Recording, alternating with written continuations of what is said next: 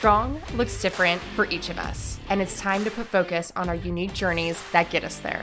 This space, created weekly, is for athletes to improve their mindset in order to better navigate challenges that come up in sport and in different seasons of life. On this show, we ask the questions that lead to better answers and have the conversations that truly matter. This is the Becoming Your Strong podcast. Hey, you guys, welcome back to the Becoming Your Strong podcast. Very excited to have you all here, as I'm sure there's plenty of you tuning in to hear all of what I have to say about how to get prepared for the 2025 DEKA World Championships. This last weekend was the end of the qualification season, so I know there is a lot of stuff, lots of talk, lots of excitement that's going on as people are starting to prepare for that journey, for that training plan to come. So we'll jump into that as well as something else that I want to talk about that's on my heart. But first, let's go ahead and just talk about the Becoming Your Strong moment of the week. I think more than anything, I just want to give a generalized shout out to everyone who stepped up to the starting line in 2025, these last couple of months, right? If you earned a mark within any one of the disciplines of DEKA, I just want to thank you for doing as such, because you guys are the reason why I am so inspired every single day. There are so many incredible stories that are out there of people that are constantly stepping up to their own start line.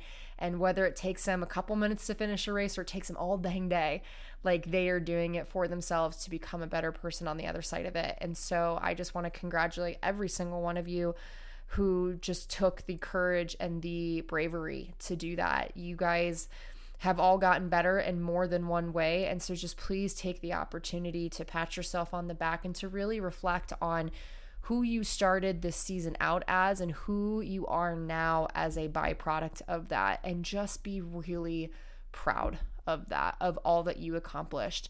And that leads me into just the heartfelt thing that I really want to chat about first is, now that the dust is starting to settle a little bit and people are realizing where they're at on the world leaderboard, there's a lot of mixed emotions.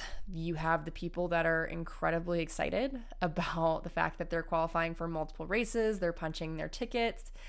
And then you have the people that are on the other side of the spectrum that are like, I don't know if I'm even going to get a roll down spot. Like, I worked so hard this season and now I have no control over what my fate might be in a couple of months. And there's some disappointment there. There is some feelings of less than. There is comparison to maybe look at all of my friends and these people on my team that did all these amazing things, and I felt like I sort of fell flat.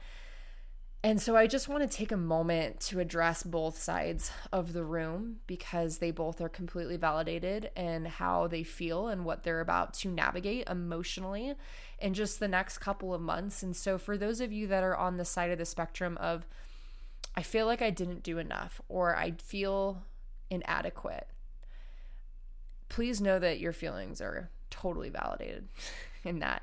I've been one to struggle with this feeling of enoughness for all of my life.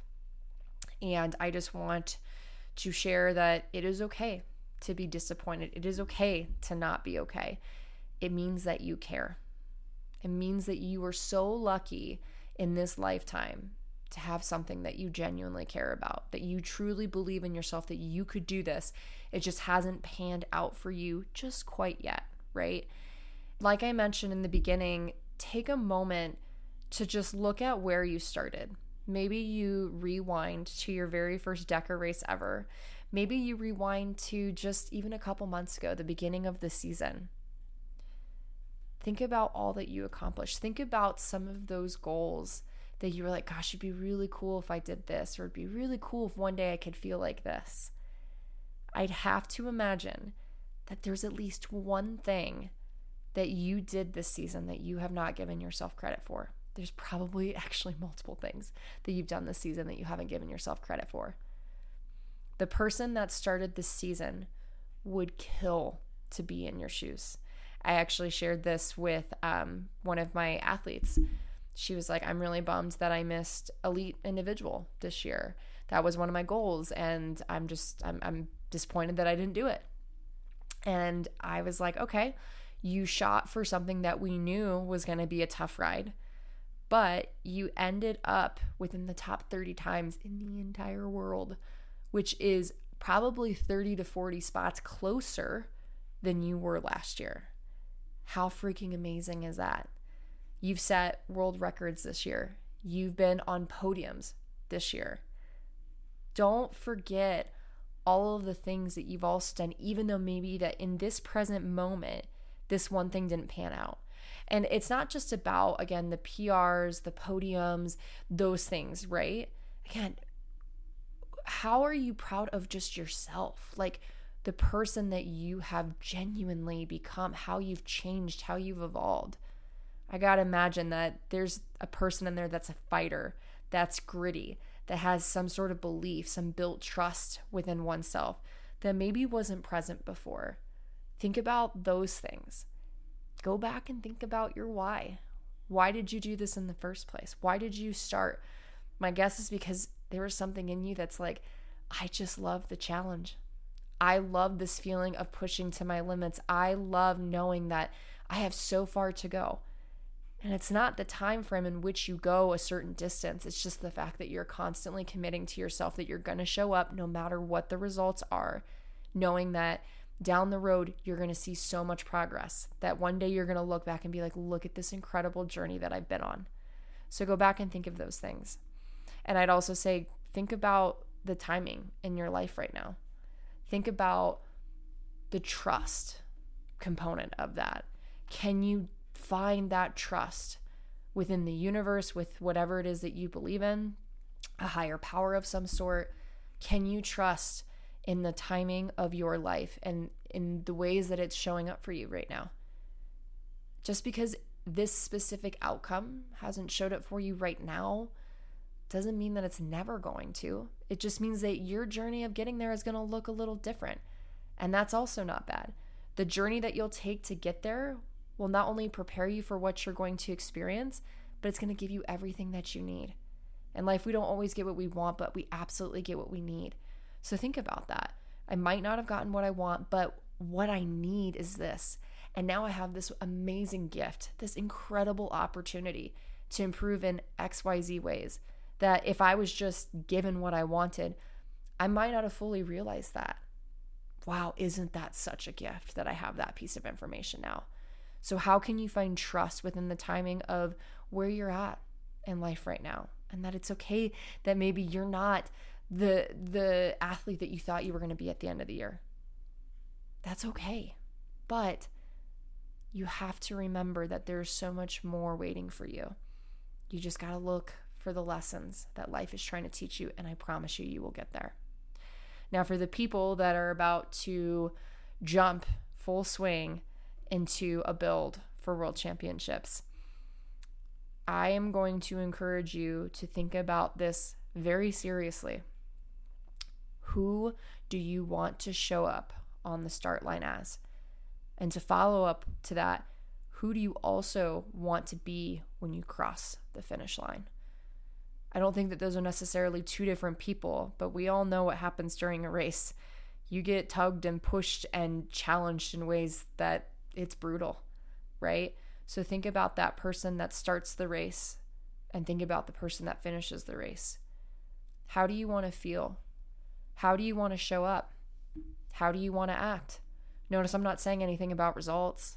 I'm asking you to let go of those because, quite honestly, none of that's within our control. The only thing that we can control is our perspective and our attitude and our effort. That's it. So write those things down. What do I want my attitude to be? What do I want my effort to be? When you start to dial in who it is that you want to be, then you can start to figure out, okay, well, how does this person show up from day to day? How does this person train? Better yet, how does this person treat their own selves within their head and within their heart? How do they talk to their own selves? These are all really important questions that are going to help you with the pressure and expectations that will inevitably come and rock your world over the next 12 weeks before World Championships. Guaranteed. I did my very first elite race last year. All of my races were elite last year. And the thing that hit me really hard was the pressure, the unnecessary pressure that I was putting on myself because of all these stories that I was making up and all these expectations that I thought I had to reach. When I started to remove those and I started to think about, of course I want to do well, and it's fine to have that as a goal for like compass purpose, right? To guide my actions and my efforts. But if I could just let go of that and just allow myself to be the best version of me, I trust fully that that person's going to do the right things, that they're going to make the right decisions, that they're going to show up how they need to and race how they need to achieve what's meant for them. So what if we took that approach and just let go of what's to come? We put it out there that, hey, this is our guide, this is our compass. We know we want to head in this general direction. I know I'd love to see a podium in the Elite Strong this year. I would love a lot of different things. I'd love to redefend some titles.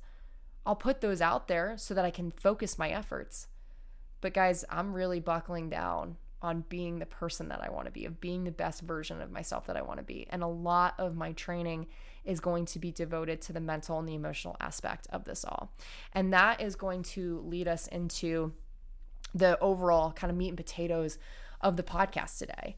I have 3 tips for you guys to help guide you in your build to the 2025 DEKA World Championships. Now, I'm not going to give you an exact training plan because there's way too many different types of athletes training for way too many different types of disciplines on this podcast that I can't address it all. And quite honestly, that's a really boring podcast. I know that I, as a trainer, love to listen to that stuff, but that's not the point. In my last 2 years of competing and racing DEKA, these are 3 things that I feel if you can really dial down on these, you're going to be really excited with what you're able to accomplish for yourself at the end of the year. So my very first tip for you is I want you to do a brain dump session, and I want you to write down all of your doubts, every single one of them, as it relates to racing and training DEKA. Think about these past few races that you've done this season.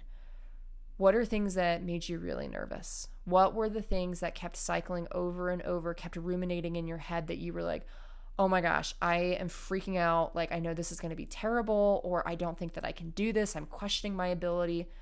What are all those things?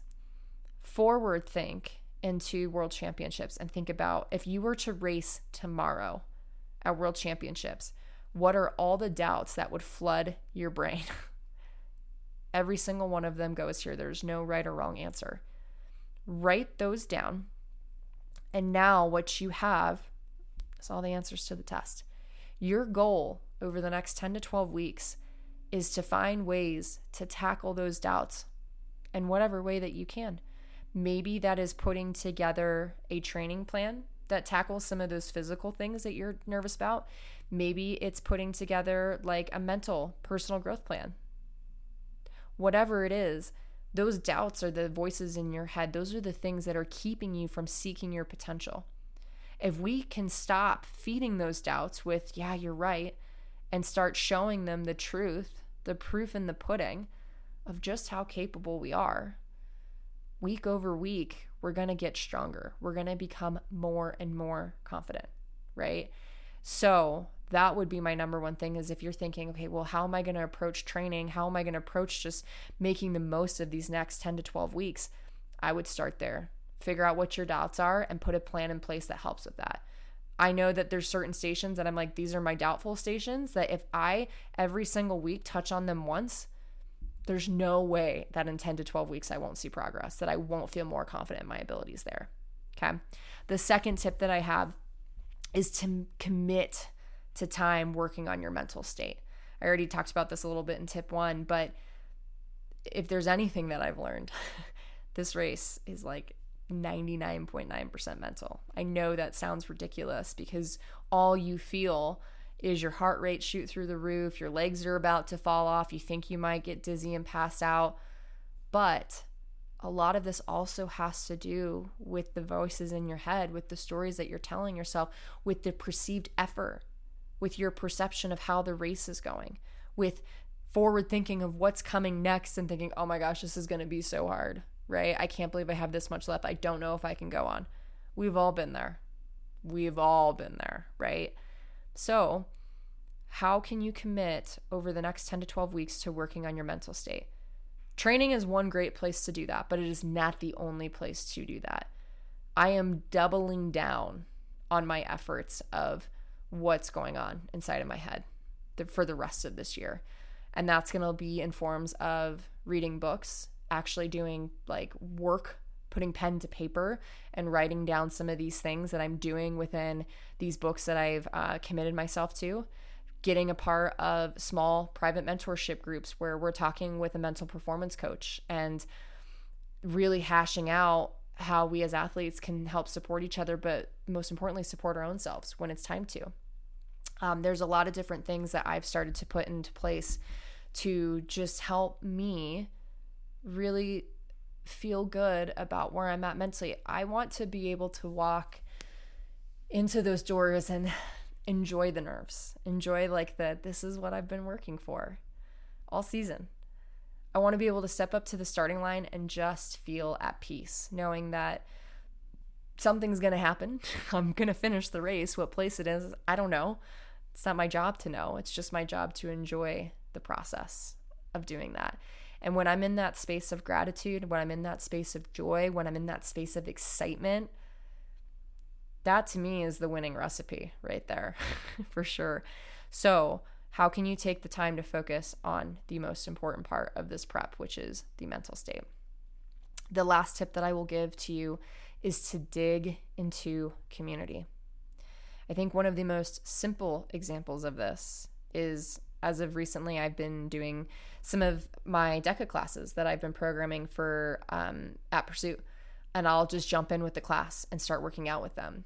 And there are times where I'm like, oh, this hurts, but I look at the person next to me and I see that they're pushing and I'm inspired.